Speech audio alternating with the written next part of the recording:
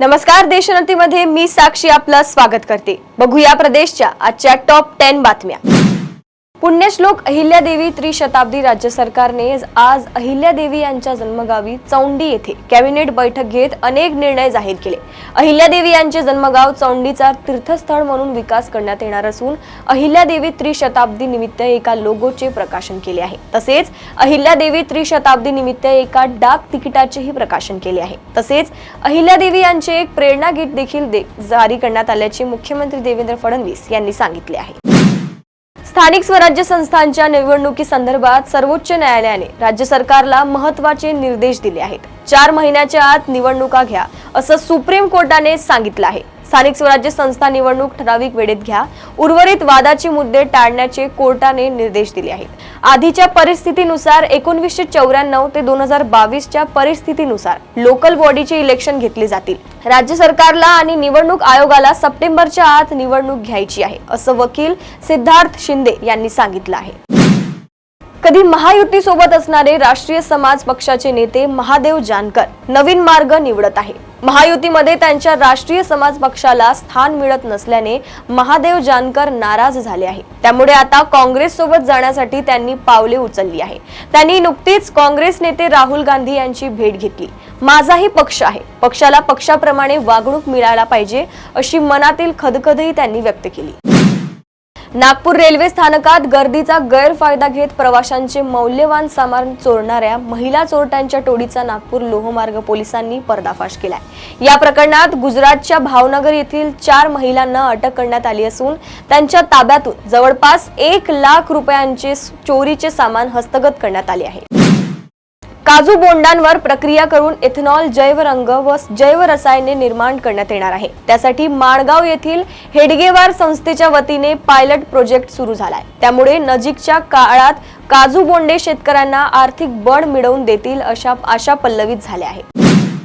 शक्तीपीठ महामार्ग सिंधुदुर्ग जिल्ह्यातील 12 गावांमधून जाणार आहे। यासाठी लोकांच्या समस्यांबाबत जिल्हाधिकाऱ्यांबरोबर बैठक आयोजित केली आहे। जनतेचे प्रश्न सोडवण्यात येतील, विरोधाला विरोध करणाऱ्यांना, विकासात आडवे येणाऱ्यांना फटके देऊ असे वक्तव्य खासदार नारायण राणे यांनी केले आहे। तर जंगल कोणी राखत नाही, ती आपोआप राखली जातात, वन्यजीव ती राखतात असं देखील राणे म्हणाले आहेत। सिंधुदुर्गातील सावंतवाडी येथे आयोजित जिल्हाधिकाऱ्यांबरोबरच्या बैठकीत त्यांनी हे वक्तव्य केले आहे। राज्य सरकारने पहिल्या 100 दिवसांच्या प्रकल्पात मुख्यमंत्री देवेंद्र फडणवीस यांनी एक घोषणा केली होती। 1 एप्रिल पासून वीज बिले कमी होतील। ही केवळ घोषणाच ठरली, तिची अंमलबजावणी केली गेली नाही। मुख्यमंत्र्यांनी आश्वासन देऊन नागरिकांना एप्रिल फूल बनवले असल्याचा आरोप उद्धव सेनेचे जिल्हा प्रमुख दीपेश म्हात्रे यांनी केलाय।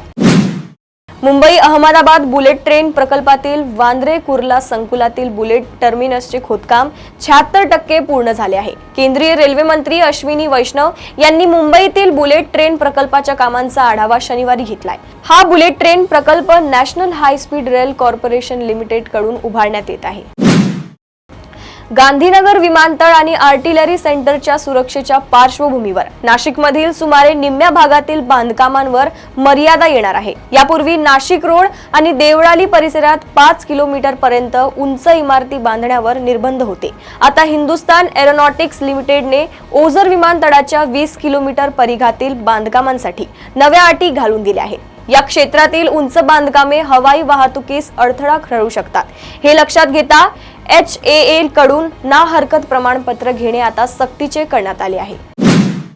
महाराष्ट्र राज्य माध्यमिक व उच्च माध्यमिक शिक्षण मंडळाने इयत्ता 12वीचा निकाल नुकताच जाहीर केला। यंदाचा एकूण निकाल 91.88% लागला असून मागील वर्षाच्या तुलनेत निकालात 1.49% घसरण झाली आहे। या पार्श्वभूमीवर राज्यभरातील यशस्वी विद्यार्थ्यांचं कौतुक होत असताना सांगली जिल्ह्यातील एका विद्यार्थ्याचा निकाल विशेष चर्चेचा विषय ठरला आहे। आटपाडी तालुक्यातील कौठोडी गावातील हेमंत किरण सटाले या विद्यार्थ्याने 12वीच्या परीक्षेमध्ये सर्व विषयांमध्ये 35 गुण मिळवत एक वेगळीच चर्चा निर्माण केली आहे। प्रदेशातील अशाच टॉप 10 बातम्या जाणून घेण्यासाठी बघत रहा देशोन्नती। नमस्कार। ठळक घडामोडींसाठी देशोन्नती न्यूज चॅनलला सबस्क्राइब करा आणि बेल आयकॉन प्रेस करा।